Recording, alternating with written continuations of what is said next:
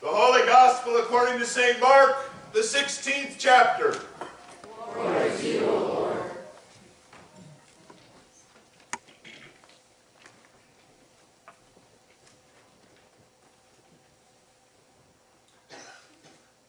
Then Mary Magdalene and Mary, the mother of James, and Salome bought spices so that they might go and anoint him.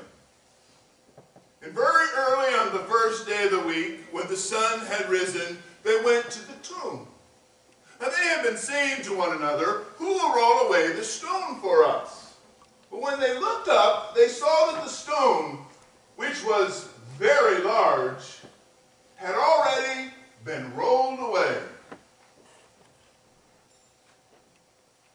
And when they went in, they saw a young man dressed in a white robe sitting on the right side, and they were alarmed.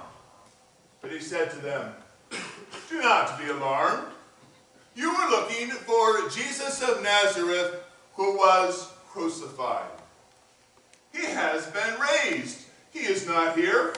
Look, there is the place where they laid him. But go. Tell his disciples and Peter that he has been raised from the dead, and he is going ahead of you to Galilee, just as he told you." Then the women went out and fled from the tomb, for terror and amazement had seized them, and they said nothing to anyone. They were afraid for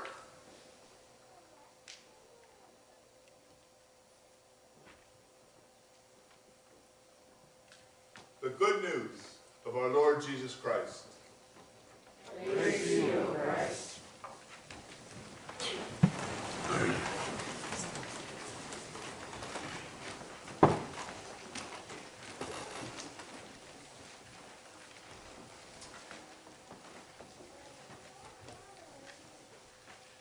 I hardly know anyone who believes in death.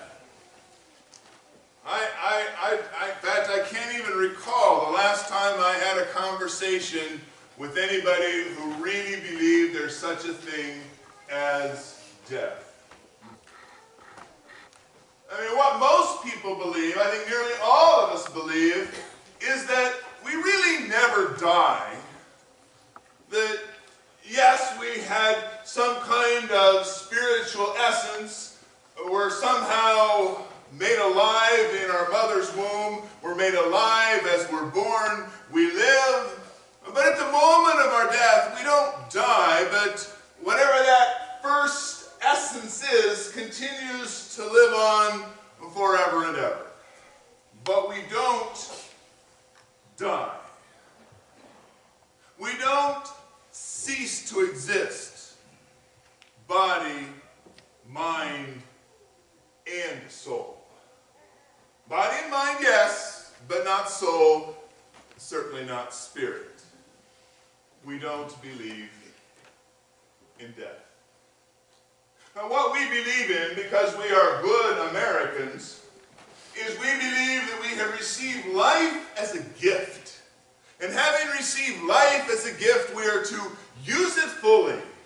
Use it, obviously, for good and to bless others, but use it to transform even our most humble beginnings. If we're born in a log cabin, we can, by sheer diligence and work and, of course, strong faith and determination and courage, we can rise to be President of the United States and can take a divided nation and bring healing to it, even if it lasts past our, well, moment we leave this earth and go to the next. Or that we can begin in a humble garage and invent a technology which will transform the world, or rather take a technology that's present and make it usable and accessible to everyone. That is our dream. That is our life. That is what we believe. Because we do not die. And when you're young, you may believe that.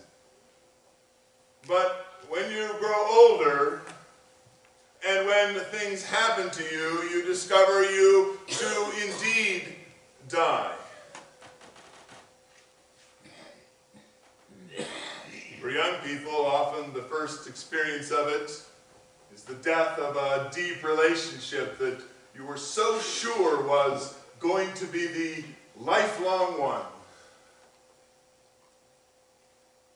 Or perhaps it is that you're going to have some skill and you're going to transform the world, and you go for training and discover you can't even get past the first class. Or perhaps it's your marriage which dies, or your health which dies.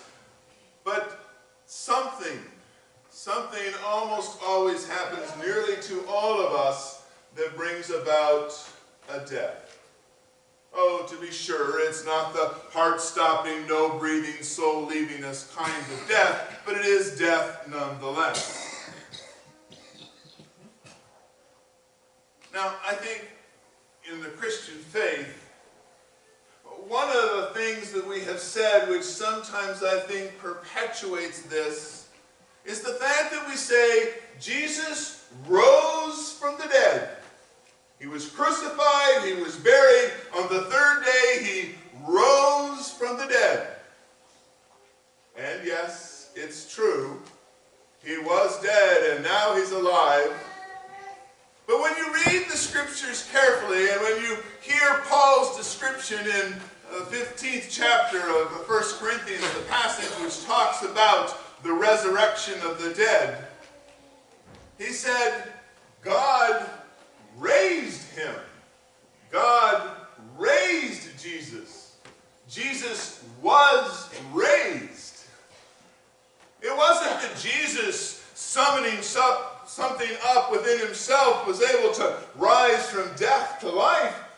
It was God raised Jesus. And yes, I know it gets messy with Trinity and all that, but what's significant here is that we don't do it. And that's what's the hardest thing for us to hear and to understand and to truly believe. That it has to be God who raises us from the dead.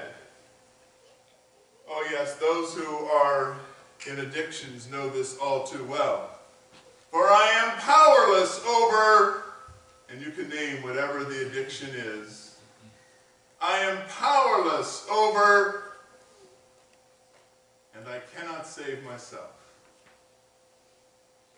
Many times we talk about a higher power, whom we name God. We cannot save ourselves. God must raise us from the dead. And we have great illustrations of this. We have Abraham, whose hope of a child was dead. Sarah, whose hope of a child was dead, and God raised them from the dead. We have Shadrach, Meshach, and Abednego, who were cast into the furnace of death and were raised from the dead. We have David, who promised to be king, is being chased and faces time and time again a moment of death. And then when he's at the height that actually God has raised him from the dead, David actually kills the very life and kingship which he has, but God raises him from the dead again. Now in this gospel lesson out of Mark, we have a very interesting statement. Whoops. Excuse me, that was one of my blue hyacinths. Sorry, sweetie. The gospel lesson ends weird. And they went out from the tomb, for terror and amazement had seized them, and they said nothing to anyone. They were afraid, for. And now I know our English translations usually say, for they were afraid, but the Greek actually ends, they were afraid They were afraid. They were afraid. There's got to be another step. There's got to be something else. And you read the Gospel of Mark and you see little endings that they've added on, and they say, well, of course, what happened? They had a scroll, and they used it so much, the end broke off, so we just have to pick up and... No. Mark deliberately ends his Gospel with, and they were afraid for... Jesus raised Simon's mother-in-law from the dead, from the sick bed. He raised Jairus' daughter from the dead. He raised the leper from his illness. He raised the paralyzed, unforgiven man to forgiveness and to be able to walk. He raised the dead. And we have this story that is told by those who have been raised from the dead. We have the story of Peter preaching to Cornelius, the one who had denied him, the one whose faith had died all the way down to the bottom. And God raises him from the dead and says, yes, it's for deniers. Yes, it's for Jews. Yes. Oh my God, it's for everybody. It's for everybody. Yes, you too, Cornelius. For Mary Magdalene. Now, we always have a choice on Easter Sunday. Are we going to use the gospel lesson that is for the year that we're in, Matthew, Mark, or Luke, or are we going to use Jesus' account of John's account of Jesus' resurrection? And I've almost always nearly chosen the gospel for the year. But I want to tell you today how John describes that day. Very early on the first day of the week, while it was still dark, Mary Magdalene went to the tomb and saw that the stone had been rolled away. So she ran and went to Simon Peter and the other disciple, the one whom Jesus loved, and said to them, "They've taken away the Lord, and I do not know where they have laid him." So the two disciples set out and were running together. Now the other disciple outran Peter and reached the tomb first. He bent over to look in, but did not go in, and saw the linen wrappings lying there. Then Simon Peter came following him, and he went into the tomb. And he saw the linen wrappings lying there, and the cloth that had been on its head, not lying with the linen wrappings, but rolled up in a place by itself. And then the other disciple, who reached the tomb first, also went in, and he saw and believed. For as yet they did not understand the scriptures, that he must be raised from the dead. Then the two disciples went to their home. But Mary stood outside the tomb weeping. And as she wept, she bent over to look in the tomb and saw two angels in white sitting where the body of Jesus had been lying, one at the head and the other at the feet. They said to her, "Woman, why are you weeping?" She said, "They have taken away my Lord, and I do not know where they laid him." When she said this, she saw Jesus standing there, but she did not know that it was Jesus. Jesus said to her, "Woman, why are you weeping?" She said, "Sir, if you have carried him away, tell me where you have laid him, so that I may take him away." And Jesus said to her, "Mary." And she turned and said to him in Hebrew, "Rabboni," which means teacher. And Jesus said to her, "Do not keep holding on to me, for I have not yet ascended to my Father and to your Father, to my God and to your God."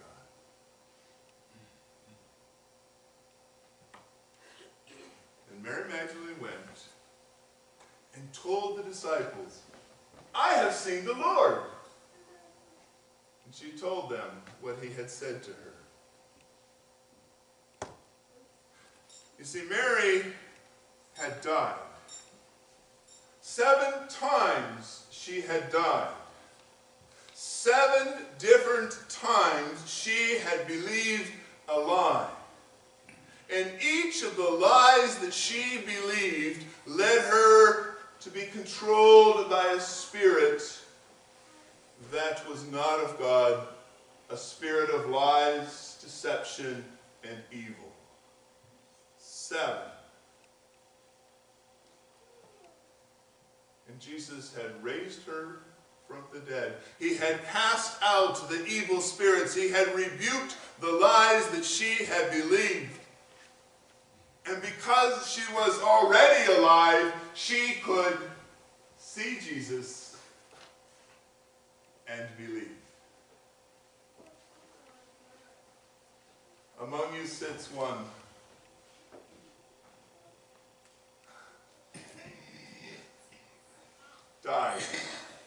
died, killed by alcohol, died, but God has raised him from the dead.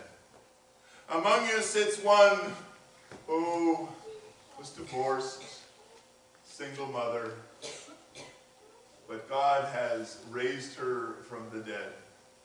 Among you sits one whose father abandoned him and his mother could not fully love him, but God has raised him from the dead. And among you, in fact, most of you, if not all of you,